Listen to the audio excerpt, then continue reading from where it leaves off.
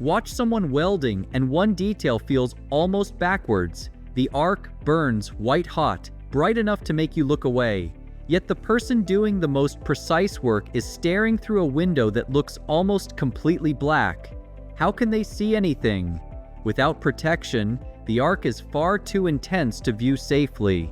Make the lens too dark though, and the joint, electrode, and molten metal seem as if they should disappear with it. That is the strange problem a welding helmet has to solve. Remove an enormous amount of light without removing the information the welder needs. So why are welding lenses so dark? And what does a welder actually see through them? The answer starts with the arc itself. Let's get into it right here on Small Things.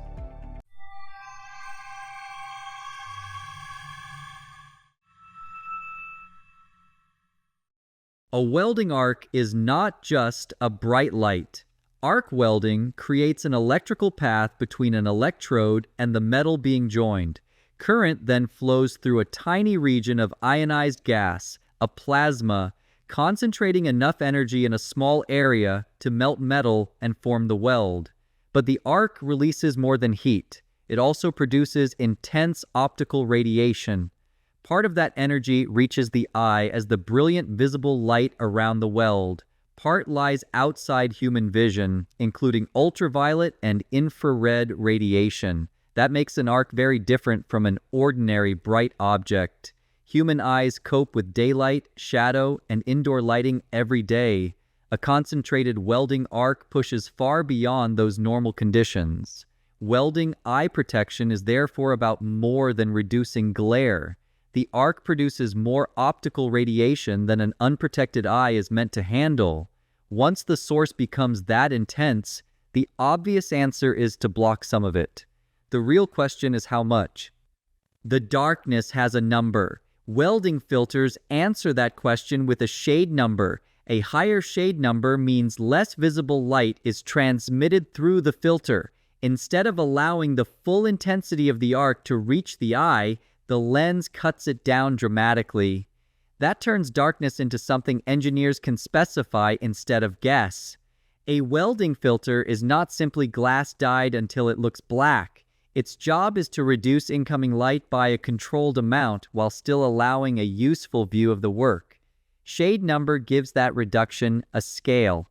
Two filters may both look almost black, yet be intended for different jobs. What matters is how much light they let through when the arc is burning, and that is where the apparent contradiction starts to disappear.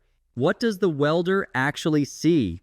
Look through a traditional passive welding lens before the arc starts, and the scene can be remarkably dim. Ordinary room light, reflected daylight, and the metal on the bench are simply not very bright after passing through such a strong filter. Then the arc starts. Now the scene contains an enormously brighter source.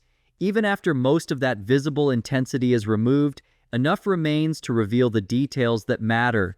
The position of the arc, the electrode or wire, the joint line, the glowing weld pool, and nearby edges of the workpiece. Think of an overexposed image. When a bright area is blown out into a white patch, adding more brightness reveals nothing. Reduce the exposure and detail returns. Welding pushes the same idea to an extreme. The filter works by throwing away light so the eye can recover detail. That is why a lens that seems uselessly dark under ordinary light becomes practical when the arc appears. Why the view can look green. If you have ever looked through older welding filters, you may have noticed something else. The world can turn green, blue, or yellow. That color is not just a visual quirk. A filter does not always transmit every part of the visible spectrum equally. Some wavelengths pass through more easily than others, so the scene can take on a strong tint. Older lens technology often produced a pronounced color cast. Newer filters can preserve a broader range of visible colors, making the weld pool, joint edges, and surrounding metal look more natural. That does not mean the lens is less protective. Engineers are shaping the visible image more carefully, and better color and contrast can make small details easier to interpret. Why one shade cannot fit every weld? If one shade can make an arc manageable, why not choose the darkest possible filter and use it for everything? Because welding arcs do not all create the same viewing conditions. The suitable shade can depend on the welding process, arc current, electrode size, and other operating conditions. A relatively low current TIG weld does not necessarily call for the same viewing setup as a high current stick weld. Safety guidance therefore uses different minimum or recommended shade levels for different operations. Go too light and the arc can produce excessive glare. Go unnecessarily dark and important detail becomes harder to follow, especially the joint and weld pool, where small visual changes help the operator control the work. The target is not maximum darkness, it is the right darkness for that job. Safety guidance reflects that trade-off. A welder can begin with a darker shade, then move lighter only while staying above the minimum protection required and keeping the weld zone clearly visible. There is no single correct shade for welding because there is no single welding arc. For years, welders solved that problem with fixed dark filters. The shade could be chosen carefully, but the lens stayed dark before, during, and after the weld. Modern helmets changed that part. The lens that changes before you start welding. With a passive helmet, positioning the torch can be awkward. Before the arc appears, there may not be enough ordinary light coming through the filter to see the joint clearly. A welder may line up the work with the helmet raised, then lower it just before striking the arc. Auto-darkening filters remove much of that inconvenience. Before welding, the lens sits in a relatively light state. The operator can see the workpiece, place the torch or electrode, and check the joint. Strike the arc, and sensors detect the sudden burst of intense light.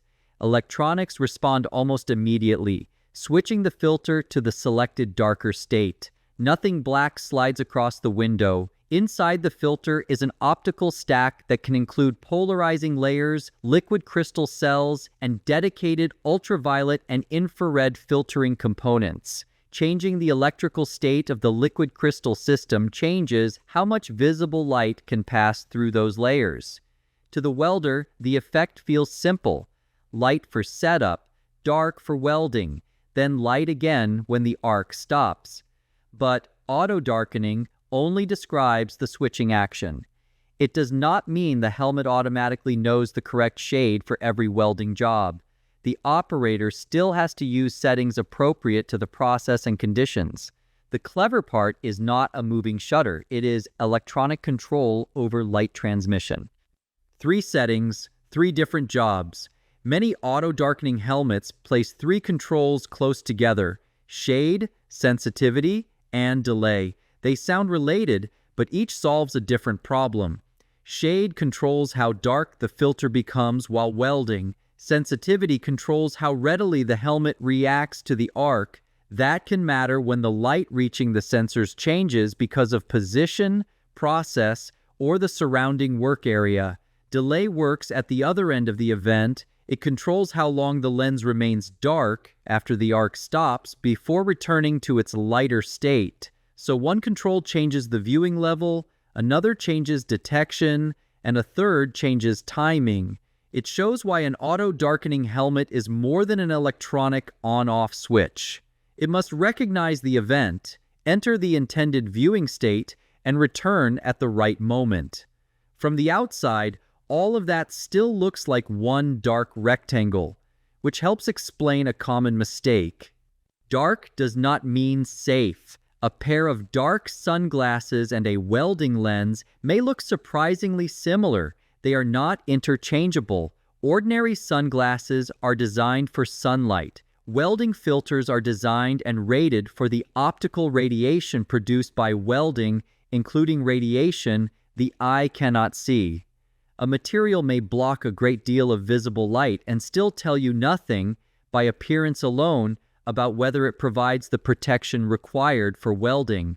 That is why improvised dark glass is not a substitute for a proper welding filter. Visible darkness and radiation protection are not the same property. One is obvious to the eye, the other depends on how the filter behaves across wavelengths you cannot see. A black-looking lens can therefore create a false sense of security.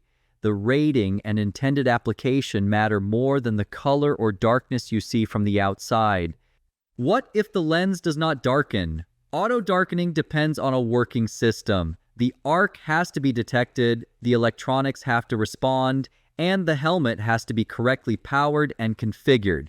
If the lens fails to enter its dark state, welding should stop.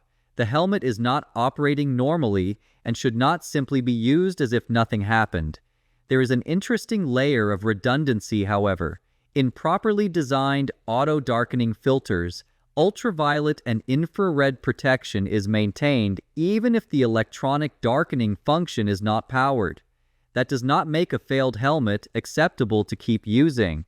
Excessive visible light is still a problem, and a filter that does not switch needs inspection or replacement. The important point is that the viewing change and the radiation protection are not relying on exactly the same mechanism.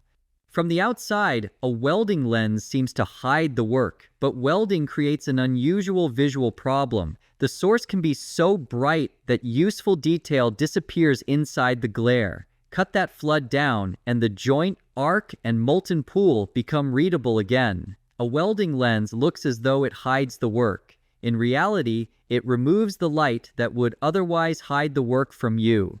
So the next time that little window looks almost completely black, remember what it is really doing.